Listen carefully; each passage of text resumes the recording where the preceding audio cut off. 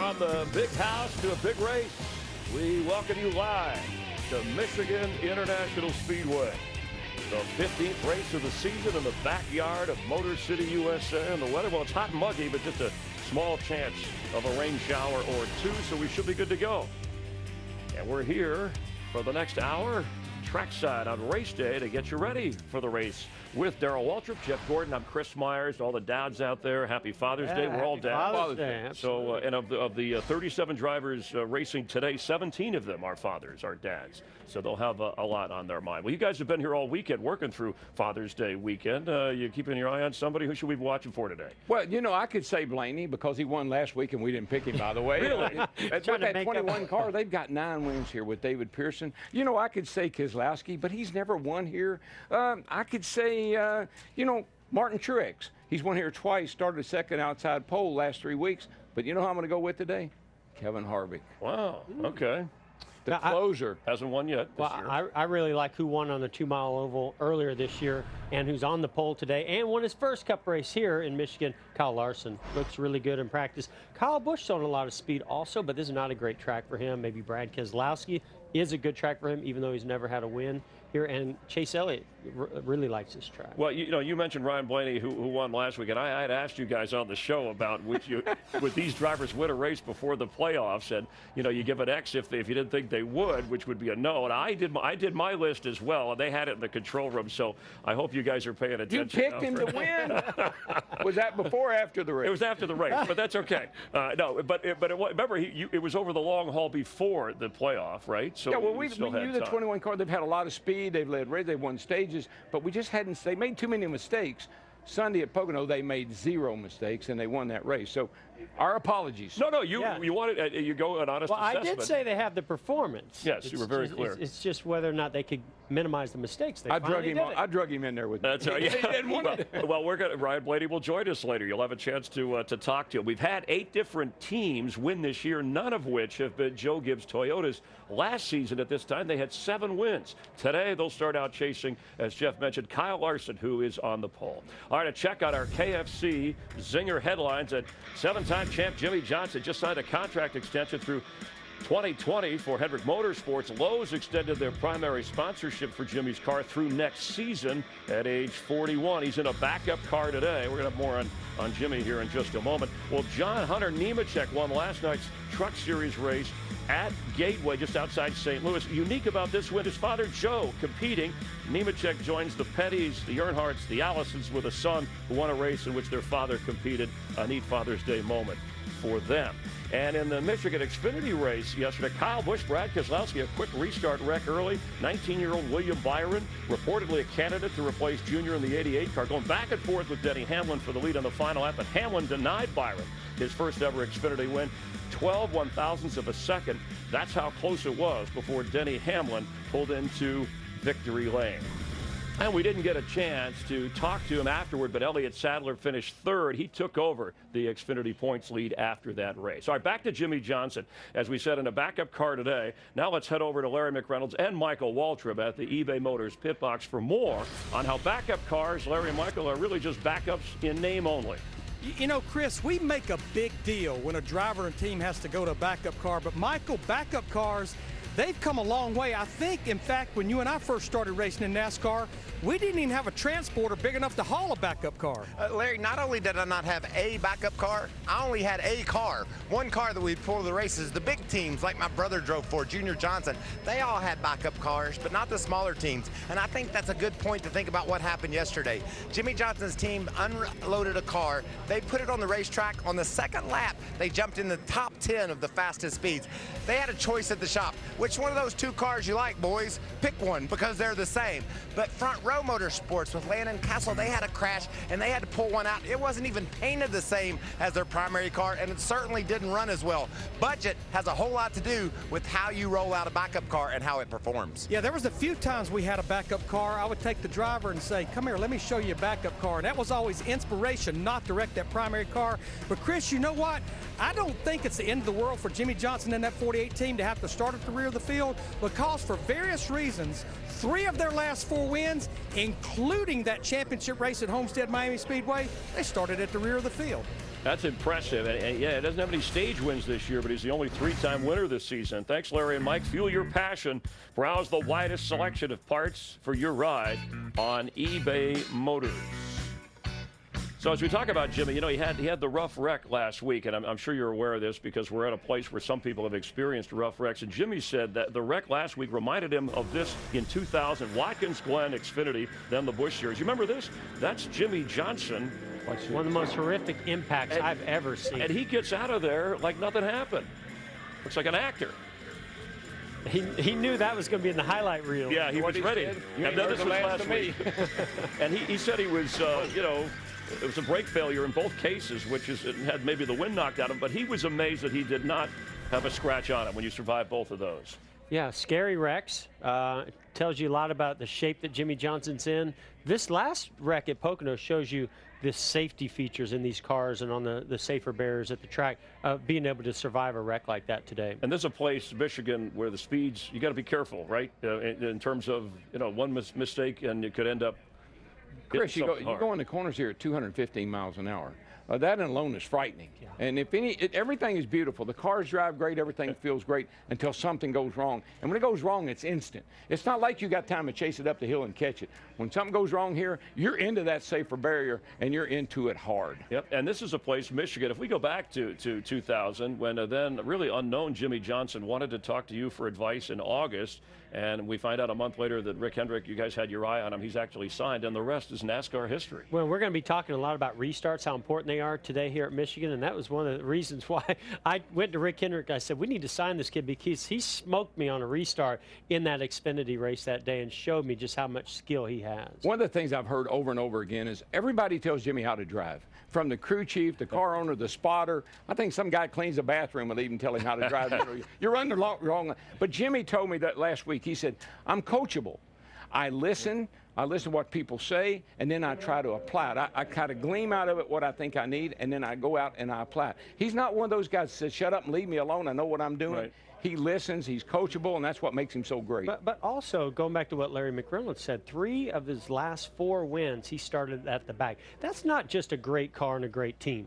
A driver to be able to come up through the field to do that, you got to give him a lot of credit also of how he handles adversity in those moments. Well, I think adversity is the key word. I think he takes adversity and thrives on it. He takes a problem and makes it into a solution. And that's what he and Chad are really good at. Yeah, and at the time, though, Jeff, I mean, now it's easy, but you and Rick Hendrick, you said you saw something in restarts. I remember when that happened, people were like, you know, who, why Jimmy Johnson? Because it's not like he came on with this great reputation as being a great driver, the next hot property to hit NASCAR, and yet you guys believed in him, and here we are, the guy, you know, going after his 8th championship. Yeah, and I think this is really something that all car owners have to look at today. It's not just about winning races. It's, are you getting more out of your equipment than you should be? Are you bringing that car back in a better position than any other driver could do that? That, to me, is a sign of real talent. I don't think it hurts too bad to have a 4-time champion that's looking over your shoulder trying to help you get started. And Jeff was there for Jimmy when Jimmy started. And Jimmy told me, I relied on Jeff for everything, for information about the cars, the tracks, PR, the whole 9 yards. Pretty good guy to listen. I'll take credit for all. Okay. Yeah, you should. Hey, and the brake failure. Up to what point? The brake failure that Jimmy, we saw some experience last week in Pocono, not an issue here today, right, in Michigan? No, this is just one big, monstrous, fast race. Yeah, you got no problem with your left foot today. It's your right foot that might give you a problem. All right, coming up, we have Brad Keselowski. He'll be joining us in the Hollywood Hotel. He's the native of Michigan. But next, Eric Jones, a special Father's Day memory. Jones from Michigan, like Brad Keselowski. We're glad you're watching Race Day Live. So let's let the craziness begin and see what happens. Brad Keselowski wins his 35th race. It's a little surreal. I'm talking to Ryan Blaney in Victory Lane. Crazy, blowing my mind. Let's go racing, boys! The winner in Pocono, Ryan Blaney. This is awesome. His first career Monster Energy Cup Series win. This is really cool. Great to have Brad Keselowski with us. His day job. He's all ready Yes, to go. yeah. Thanks for stopping. A good job doing some TV stuff last That was an awesome moment in our sport. It really was. It sure was. Well, you him know. on Saturday and you on Sunday. I was just. Well, I really like the Saturday part a little bit better, but it pays a little more. But I was really happy to see Ryan get his first win, and for the Wood brothers, and for it all to come together for me to be able to go to Victory Lane and talk to him and interview him. That's a credit to your team, everybody at Fox, from Pam, Barry, Jacob, everybody. So thanks for putting that together. That's one of those moments in the sport that'll live for a long time. Yeah, it was a special moment. Let's handle the news right away because your crew chief, Paul Wolf, signed an extension with Penske, and we know you have another year, I guess, on your contract. Things are out there. Can we expect that you would soon sign with Penske? I hope so. Yes, I hope so. And we're getting close, Closer? but we're not ready to announce Nothing's it. done yet? Yeah. Okay. Done I until got to it's do a done. real quick demonstration. Yeah, Here's your he's got the best Here's your analogy. Penske contract. Right. Now I want you to compare that to the other one you have.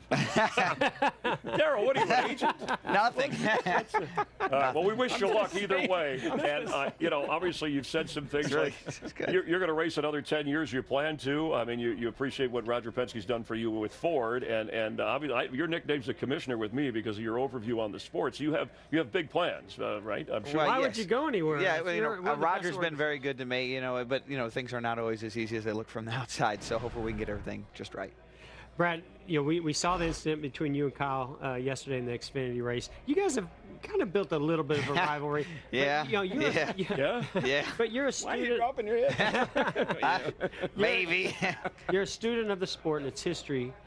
How important do you think rivalries? I know you might not want to be in one. Yeah, But how yeah. important are these rivalries? Well, rivalries are a lot of fun when they're not you. And I think that's the first part. You know how that like goes. that. I like When there's somebody else, man, they're fun to watch. When They they're are, you, it's not quite as fun. But I understand it gives everybody something to talk about. And I enjoy being a part of the sport. I enjoy watching the rivalries, not necessarily being a part of them. But when you got two guys that are in great teams, great cars, that are capable of running up front, things are going to happen. And sometimes that doesn't settle so well. Yeah, being you're from Michigan, you love Michigan. No Michigan driver's ever won this race. Really? And you've never won this race. Does that bug you? I mean, is that something you like, man, I got to win this race. I got to win this race. Well, I didn't know the first part to that question, but I for dang sure know the second part. Yeah, it bugs me to not have won here. We've been close. We haven't had any races that I would say we were dominant here at DW, but we've been top 5. And in fact, I think it's 5 of our last 6 races we've been right there. So it just hasn't quite all come together. And I feel like if we keep running in the top 5, eventually our day will come here. So hopefully it's But today. the 2 wins you have had this year were on tracks that you hadn't won on before. Right? Yes. So you got, Wow, this is See, good. don't you just love this? This is good. So this we is the took you good down, media. and now we're going to bring you back up. No Michigan yeah. drivers ever won I here. get the- right. You won at tracks you never won at before. Man, This I is think the it good might be media. your Trump dream. would like this part. Yeah. Wow, okay. Don't tell All him. right, you can go next. Look at the big picture. I mean, where are you guys at as a team? You have those wins earlier in the year. You also have had some issues, this Yeah. year. So where are you guys at as a team and looking ahead for the championship? Well, to get 2 wins early in the season, Jeff, is a big deal. It's really helps kind of pave the way forward because as well as anyone else, once you get locked into the playoffs, you really can put a different game face on. Now, with the way the bonus point structures worked out, you still have an incentive to go out and win, lead races, and do all those other things. You don't turn into a full test team, but you breathe like a little easier. And being a playoff team helps you continue to recruit because people are always changing in this sport. So that's a big, big deal. And to get that done early in the season really helps everyone out. But I would say, we hit a dry spell 2 weeks before this last week with Dover and Charlotte, where we wrecked out early in both races. We felt like we were one of the best teams that deserved to be, the leader of the points, and that put us way behind. So we want to dig out of that hole and get back to consistent front-running finishes and to add a few more wins for those bonus points. And I know you have introductions and then a race to go today. The Checkered Flag Foundation, you do a lot for our military, and that's something I know that's very important to you. Yes, sir. And there's a website people want to go to. Checkered Flag Foundation, CFF. And here's an event we did actually in Michigan, my home state. Wow, look at you we're- shooting. Yeah, we had a good time. Mike Helton was there, Joey Logano, Ryan Blaney, all to help kind of our nation's heroes that went out to battle and maybe didn't come back the same way they left. And we want to take care of them and do what we can for them. And so what we're really working is City of Ann Arbor is in the process of building a Fisher House, which is for our veterans to help their families in the process of recovering, and we're trying to help them raise money to get that done. That's a great thing. And by the way, Kenny Wallace was roaming around Michigan. Had a question for you. Do we have this on tape? Go ahead, Will. Oh, boy.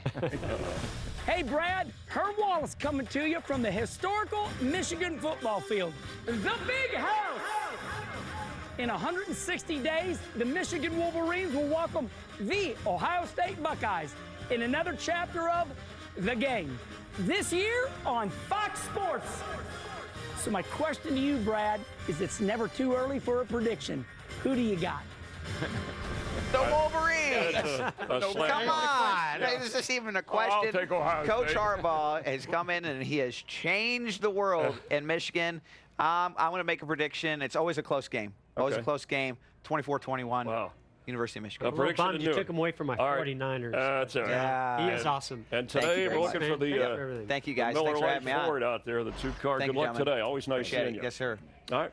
And you heard Brad mention what he does with military groups. There are team members from both Danica and Ryan Newman that honored our military this week by sharing messages as part of a NASCAR Salutes, refreshed by Coca-Cola. And fans everywhere can join these teams and share their own messages by going to NASCAR.com/salutes.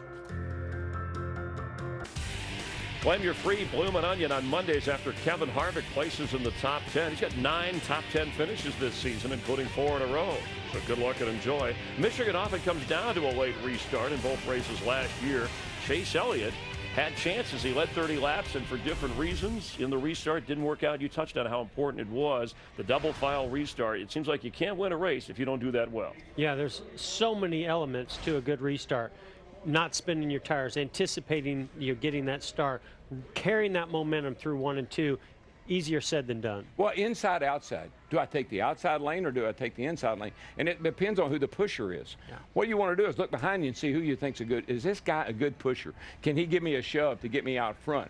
And that's what you got to look at. That second row, we focus on the front all the time. I think that second row is Don't equally shove as me important. too much, though. Then Really? you'll spin me out. That's what Okay. happened to Chase Elliott twice last year. All right, so let's hear from a couple of drivers who are very good at restarts. Restarts are critical here at MIS, and it really takes the total package from the proper gearing for the transmission to counting cars off pit road for proper lane choices. Kevin, also is it important to know the drivers that are around you and their past traits as far as restarts? I don't think so. I think it's more important to just be in the right line. I think a lot of times, you see guys get connected and be around the, I guess, what would be the preferred groove. Sometimes you see it get 3 wide, so you never really know how it's all going to shake out. You just try to position yourself the best that you can and get going and be a part of the line and not try to put the line in a position where it slows it down. So it's definitely a big part of it, and hopefully our Jimmy John's Busch Ford is as fast as it has been in practice.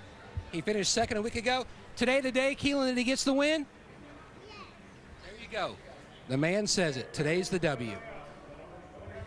Well, Joey Logano has certainly won races and lost races because of restarts, most importantly, the final restart. Joey, for you, what is the most important part, the key to a successful restart? Oh, it's challenging every time, and each track takes something different, but one of the main things really is just analyzing the situation around you, who's around you, what their strengths, what their weaknesses are, and what you can do and what your car can do and can't do is really the most important things. And after that is take advantage of it, because you don't really know exactly what's going to happen until it gets going. You don't know if someone's going to spin their tires or what it may be, but you try to prepare yourself for anything and try to go off, I guess, past history a lot to make your decisions from there. All right, Joey Logano knows how to get it done here. He's a 2-time winner at Michigan. Well, year after year, Kyle Busch is one of the best when it comes to restarts. And Kyle, the last couple years, you've been working so much with young drivers. What's the advice that you give them about restarts? Go fast, quicker than the other guy. I don't know. There's a lot of things, It's certainly a whole package deal, but too much to get into here in about 5 seconds of what I got. So our M&M's Camry's been really good this weekend, and it's shown a lot of good speed. It's another hot and warm day, so we'll see if we can't keep it up front and hopefully go for a win. Thanks, Kyle. Everything's great. You don't want to give away any secrets there. Our Pizza Hut countdown clock shows you how close we are to the start of the race. Ryan Blaney chatting with us later, a touching story with a father and his son. And Jeff Gordon, a screen test attacking this track on a simulator. You're watching Race Day live on FS1.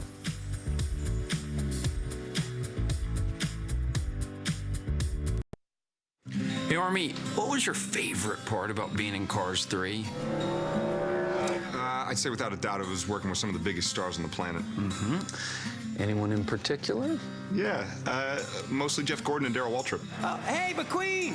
Boogity, boogity, boogity! Yeah, those guys really took to the Hollywood scene, didn't they? I gotta say, I was a little surprised by how method they went, walking around the set, insisting that everyone call them Jeff Gorvette and Darrell Cartrip. It's like, enough, guys, come on. I mean, you do have to admire their dedication, especially knowing how much they love to rehearse.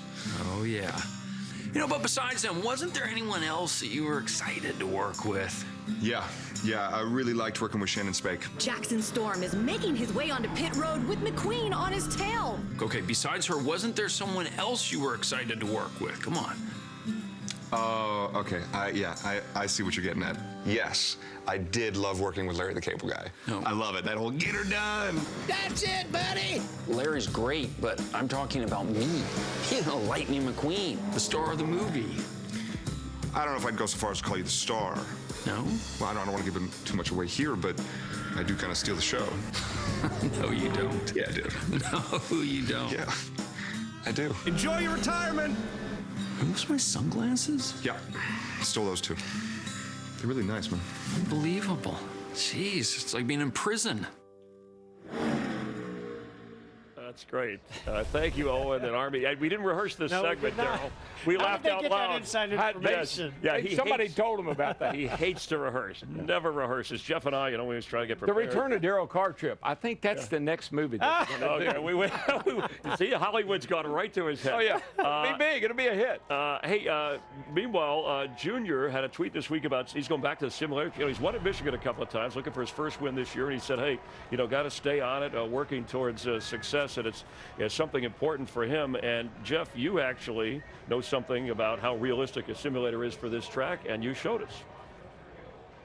I remember hearing first about Chevrolet Simulator when I was still driving the 24 car, how they were developing it and building it. The first go at it was an enlightening experience. I think I ended up in the wall. And the other time I utilized the simulator was last year when I filled in for Dale Earnhardt Jr. I'd been out of the car for 8 months. My first race was going to be at Indianapolis, and so I wanted to utilize every bit of information I could. And one of the great ways that I could do that was to come and get in the driving simulator. Uh-oh, stalled already. Rolling off at Michigan International Speedway. Big, fast, wide oval. Incredible how, realistic this is. The bumps are so similar. The car movement is incredibly accurate to the real thing. All the surroundings, the turn-in points, the feedback, right there, I even hit the splitter a little bit through one of the bumps through 3 and 4. These days, technology sure has come a long way. One thing about this racetrack is very flat entry into turn 3, carrying a lot of speed, but the car can get a little bit light over that initial transition. Turns 1 and 2, much different. You got a lot of banking. It does flatten out on the exit, so you got to make sure you pad that exit, give yourself a little bit of room there to let the car drift out to the wall. I'm so impressed with how far you guys have come with the simulator. Just how quick you're able to load things up. It brings back some good memories. I love Michigan. It's always been one of my favorites. That was an incredible experience. Thanks to Chevy Performance and those folks at the simulator. What an incredible tool it is for the drivers. Jeff, you said something that it kind of caught my attention. You said you'd been out of the car for 6 months. You thought it was a good way to kind of acclimate yourself, get going again. Junior was out of the car for about 6 months, and he's been using the simulator to catch back up. So a very valuable tool for drivers, particularly when you've missed some races and want to get back up to speed. Yeah, and I don't know if Junior's leaned on you for any thoughts. We look at his season, Dale Earnhardt Jr. We know he's come back, as Darrell talking about. If you look at the stock market graph, it's been a little bit inconsistent for him. He's had some moments. Last week was another tough one, as he says hi to the fans and continues to be, and this is swan song season, NASCAR's most popular driver. Yeah, I know it's been frustrating, but obviously not from a lack of effort. He's spending time in the simulator. He and Greg Ives, are spending a lot of time together. He actually showed a lot of speed this weekend, and this is a great track for him. He's won here twice. So I look forward to seeing them turn the things around for them this season because of the effort they're putting into it. I thought I saw an improvement at Charlotte. Then I thought I saw even a little more improvement at Dover. I saw a lot of improvement last week in the car this week. He's qualified well. Car looks fast in practice. I like the paint job. I think this might be his day. There you go. All right, coming up, Michael Waltrip will be chatting from down on the track. Also, we're going to talk live with Ryan Blaney and the story of a father who funded his son's passion by selling his beloved Corvette. The touching Father's Day story is straight ahead live on Race Day from Michigan. He's willing to spend that kind of money, and we always had some kind of project. This weekend at Michigan International Speedway, award-winning chef Tuffy Stone traveled through the infield to find competitors for the Smithfield Grill Master Challenge. And earlier this morning, 3 lucky contestants grilled a wide selection of Smithfield products for judges Tuffy Stone and the king, Richard Petty. Bob Tiff was the winner overall, and all the participants given a variety of prizes and enjoyed themselves courtesy of Smithfield. And the parade route, kind of a cool thing here, and somewhere out there is our Michael Waltrip. Michael, where are you exactly? I'm in the infield, and this is amazing. The MIS infield, Chris, is one of the most dynamic and vibrant infields in all Brad. of NASCAR. Hey, Brad. Jimmy Brad. Johnson. Jimmy. Brad, Hey, how's it Jimmy. going? Thanks for being on the show, Brad. And these fans, how about this, man? We're bringing the drivers to you guys. Hi, Kevin. They're taking a parade lap through the infield. And think about this. There's so many adult things to do in the infield. There's concerts. There you can throw those bags at those boards. There's drinking contests. Woo! Hey, Matt, how are you? But look at the kids, man. This warms my heart. They've been playing water balloon fights. They played hide and go seek. They've had so much fun. They're saluting our troops through the NASCAR Salutes program. This is what it's all about. I love being in the infield. I love MIS, and I love what the folks in NASCAR have done here. This is a great scene, Chris. All right, well, thank you very much, Michael. Hi, guys. That is Hey, so buddies. cool. Hello. Darrell Wallace Jr. there. Starting 26 and had that first Cup race last week. I know that Ford, Roger Penske, and of course Richard Petty, happy that he was able to kind of step in for the injury to Eric Almirola. Austin Dillon, one of those first-time winners this year. Time in the booth yesterday in the Xfinity broadcast with Ryan Newman, one of the long shot winners. Now, Newman's got a cheesy paint job. You're loving these paint schemes. They got some good-looking cars. There it is, right there.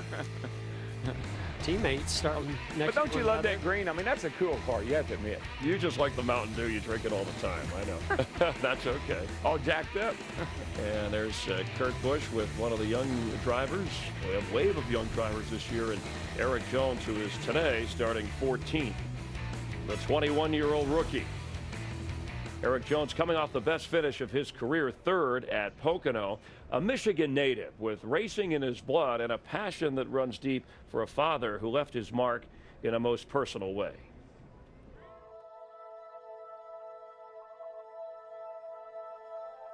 I had a really bad wreck when I was 7 years old in a go-kart.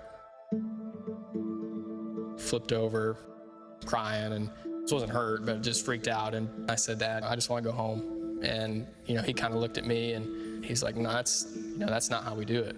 You got to get back on the horse. You got to go back out there. And sure enough, I did, and we won the race. It couldn't have worked out any better for his life lesson, right? Your rookie year in Cup, and your dad helped you all along this journey to reach this level. Where do you feel like his impact was the greatest? Yeah, he was the one that got me to the racetrack. He was my crew chief for a lot of years. He'd come home from work, eat dinner, go out to the barn, and he'd work out there from 7 o'clock till 3 in the morning, get up and go to work at 6:30. There's no way I would be where I am be the person I am without him. You're a young guy going up the ladder in NASCAR, and then you get the phone call that no one ever wants to get when your parents told you that your dad was sick. My mom had told me that he had lost some feeling in his arm, and a day went by and I didn't hear anything, and I was thinking, it's not just a pinched nerve, it's not something that simple. Not to bring the mood down in here, but my dad, he actually got diagnosed with cancer about a month ago. I thought if I could show up to the track every week and run up front and give him something to look forward to on the weekends, that would mean more to him than anything. You beat the best, baby. You beat the best at Bristol. You hear me? You beat the best. Just on the phone with him and my mom, and first win that they haven't been here for. Hard to hold the emotions back for that one.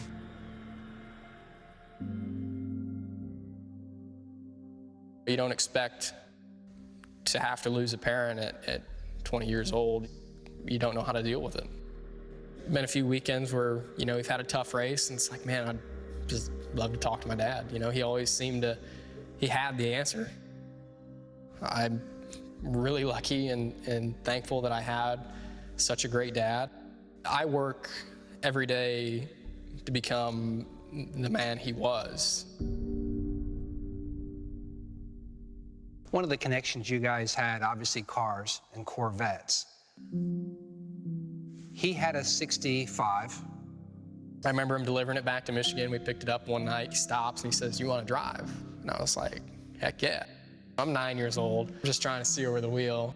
So I'm going down the road trying to drive it, shifting. He's just sitting over there, just riding along, not worried about a thing. Pulling the house, and he's like, "All right, no, just don't tell your mom about this." And I'm like, okay. About 2008, 9, he came home and said, I sold the 65 today. And I said, why? I figured it'd help us out racing. So I sold it. I was like, well, you didn't have to do that. You don't understand some of the sacrifices that parents want to make for their kids. I think that meant much more to him than having that car. After he got sick, I thought, man, I'd really like to be able to find that car and get it back.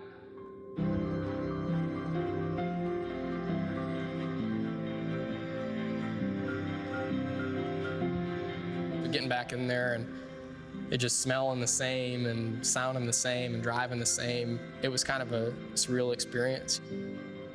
We did a heck of a lot in 20 years. Experiences that I'll have forever. I look for a connection with them any way I can get every day, and getting in that thing and firing it up and just driving around, thinking about the times we had is it's almost therapeutic in a way. Just kind of forget about everything for a while.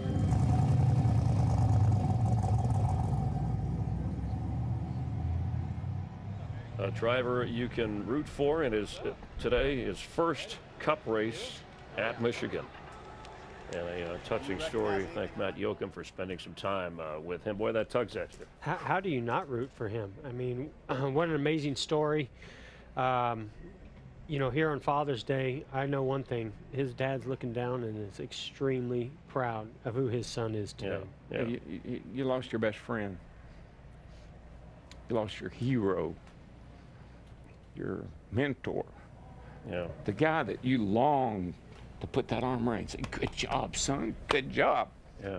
And brave of him to be able to talk about it, share that with us, and his love for racing, and that's what he thinks about. One of those first-time winners. He's hoping to get his first-time win, and this could be the season to do it. We've had 3 as we change gears here, and it's tough doing this on Father's Day, but happy moments for these guys. Their first career wins, and this is the most we've had in a season since 2011, where there were 5 first-time winners in a season. So Las Vegas odds, we asked some people to give us specific odds for the next first-time winners via betonline.ag, and Chase Elliott was the favorite, Eric Jones second, and then Daniel Suarez. So I'll ask you, gentlemen, who of those is the next one that will get into victory lane? Well, I think we're all pulling for Eric Jones to get Yes, into victory lane after seeing that and hearing all that he's been through. But I must say that, to me, Chase Elliott has been so impressive over the last year and a half. I know they haven't shown the speed recently, but this is a track that he finished second at both races last year. I think that Chase Elliott is destined to get back into victory lane, or get into victory lane for the first time. Before I ever saw the piece, I'm a huge Eric Jones fan. He finished third last week, his best finish of the year. I believe that team, I believe this young man right here as a driver has matured maybe more than anybody on the circuit so far this year, doing some things he never thought he'd get to do. So I'm a big fan of his. I'd like to see him win today. Yep, we'll be watching closely as he is anxious to get behind the wheel, and we are anxious to start the race. Coming up on race day when we continue live, Ryan Blaney, last week's winner, the first-time winner, joining us. And then later, Michael on the grid walk. We hope you stay with us. Ryan Blaney, what do you think? Does he get a win? Oh, man, they're going to hit me right at the beginning. I love this kid, but I've just seen too many issues that they've had. Performances there, but no, I'm going to Okay, at least an honest assessment. That's a no for Jeff. What about you, Daryl? Same. No, okay. You guys are tough. Oh, but that quickly changed when Ryan Blaney won in Pocono last week, and the driver of the 21 Wood Brothers car is with us right now. Ryan, thanks for being a good sport, by the way. Yeah, well, the tables have turned, and now I can actually ask you what what you were thinking about that. But, thanks for having me. I appreciate it. Man, if only we had the crystal ball, I promise you would have chose different. Oh, I'm sure. I'm sure. Well, you're starting, what, row 3 for this race. So what do you like about this track and your strategy for today? Yeah, well, Michigan's always a really important track for us to come to. You know, Ford is really big up here, and Motorcraft and Omnicraft that we have in our car this weekend are all based up here. So it's a really big deal for us to try to win a race and to make it 2 in a row, and then Wood Brothers 100th win. That'd be really special. So hopefully we can make it happen. I think our car is decent. I feel like we have a little bit more speed to be found, but hopefully we can find ourselves towards the front at the end of this thing.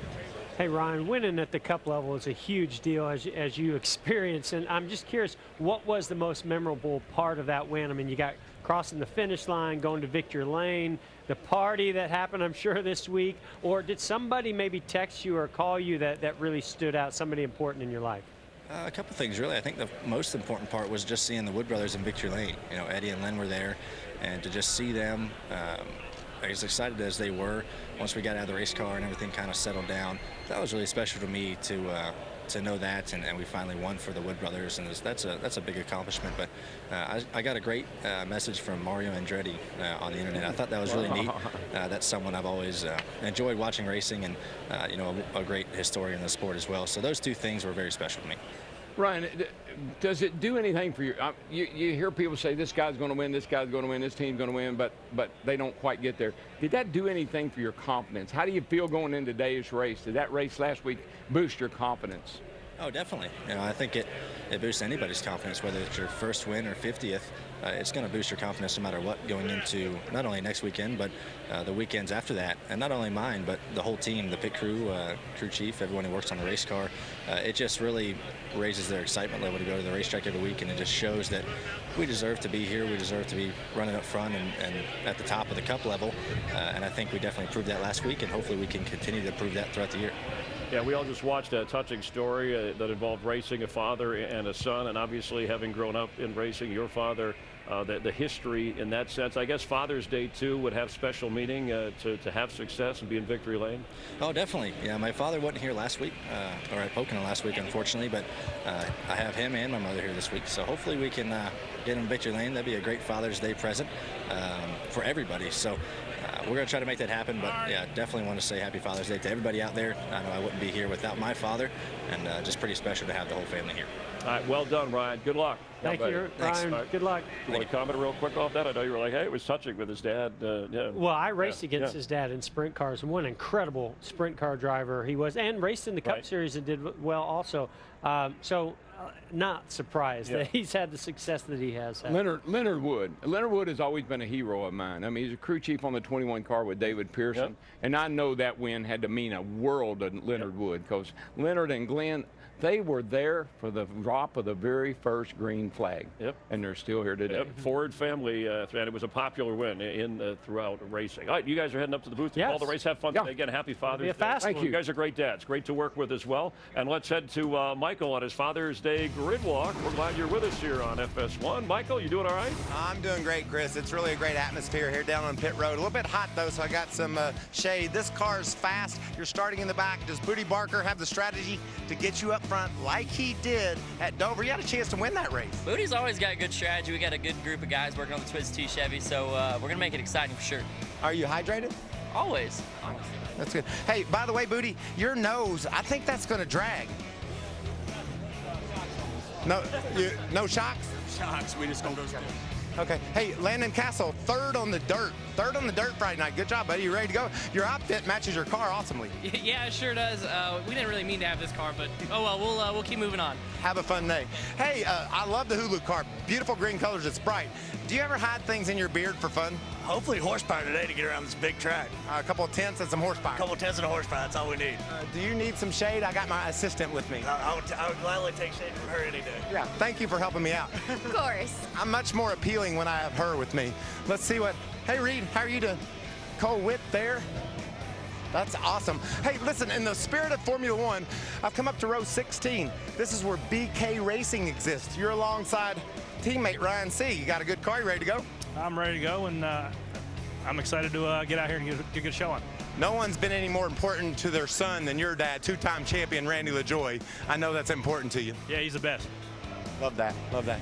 Hey, Ryan, Rod Sieg and the boys, everybody's good? You good? Yeah, happy Father's Day. What's up, buddy? Good to see you. Hey, whose father are you? Oh, wow, that's kind of freaky. Why do y'all hang out with such people? David Reagan, raced against your dad. Have a fun day today. Maybe get the win today. We're going to break. Everybody, it's a happy Father's Day here from MIS. Come back for live action. Live action. Live action here at Michigan International Speedway. That sound good? Hey, buddy. We mentioned earlier Coca-Cola and NASCAR salutes. If you want to help out, remember to visit NASCAR.com/salutes. Race day live from Michigan International Speedway and getting ready to roll. We're glad you're with us on FS1. Let's head trackside.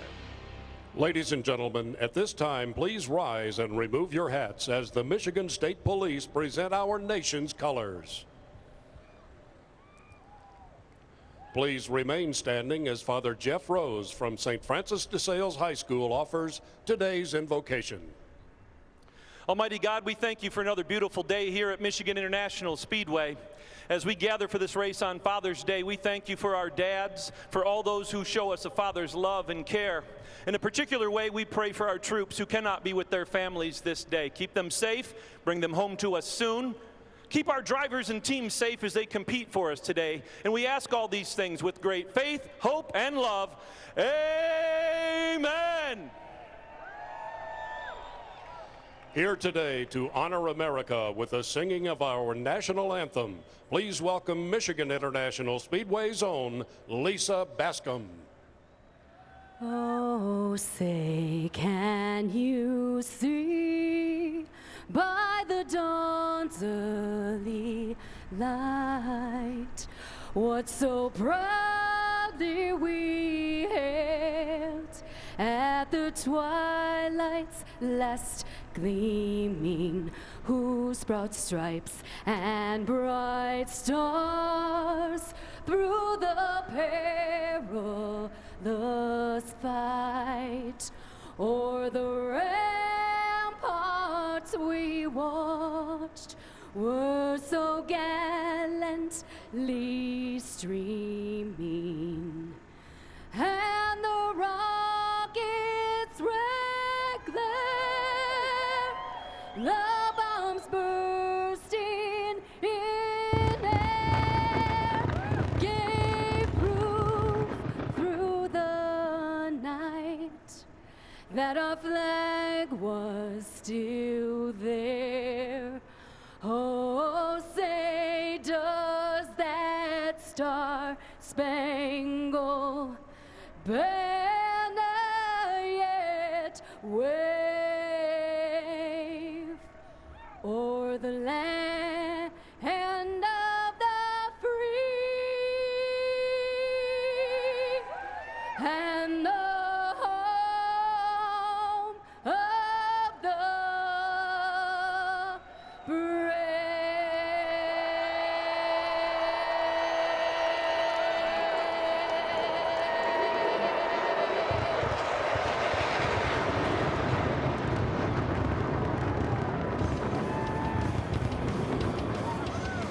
Coming up, drivers and their dads on FS1. Chevrolet, the official vehicle of NASCAR, is the most awarded car company 3 years in a row. Learn more at Chevrolet.com. From here in Brooklyn, Michigan, all the way to Brooklyn, New York, and all those places beyond, time to be grateful for all dads on Father's Day. Dear Dad. To Dad. Dear Dad. You have taught me so much about respect, hard work, and racing. No way I'd be the man I am today, on or off the track, without you. As the years go by, everything becomes clear on how much you sacrifice to help Kyle and I achieve our goals in racing. I know if I'm not doing something correct, you're going to give your 2 cents. You make me better. That commitment you showed us paved the way for all the success that I have enjoyed. So other than the best dad to walk the earth, you're one of my best friends. Thank you, Dad. Love always, Kurt. Your best son, AD. I hope you have a great Father's Day. I love you. Your son, Ricky. Our pole sitter, Kyle Larson, that's his son, 2-year-old Owen. And on Father's Day, Owen, you're supposed to give Dad the gift, but maybe wants to just be like Dad. And taking in the moment here at Michigan International Speedway during the playing of the national anthem and opening ceremonies. Kyle Larson, our pole sitter, Martin Truex Jr. up on the front row.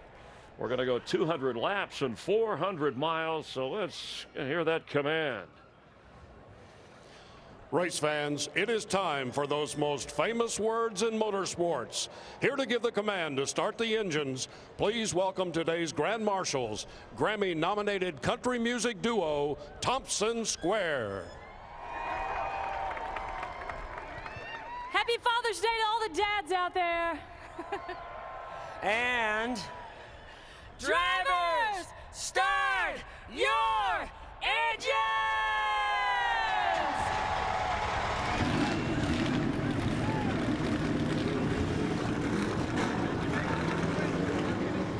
But a crazy year. This is the 15th race of the season. Don't know what's going to happen. They'll take you through it. Let's head upstairs. Darrell Waltrip, Jeff Gordon, and Mike Joy. Gentlemen. Thanks, Chris. Happy Father's Day, everybody.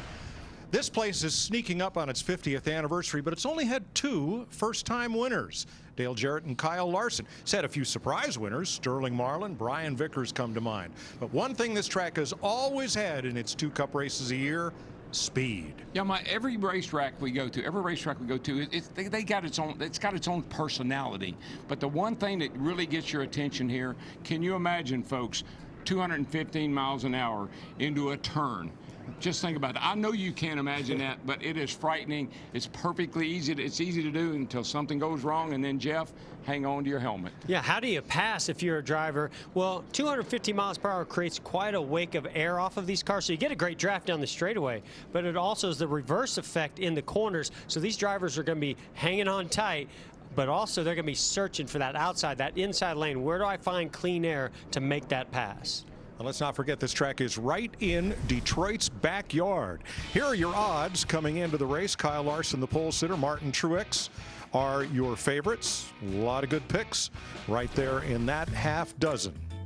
The center of automotive industry in America. Just a little ways to the east in Detroit, and this big speedway in central Michigan. We're ready to go.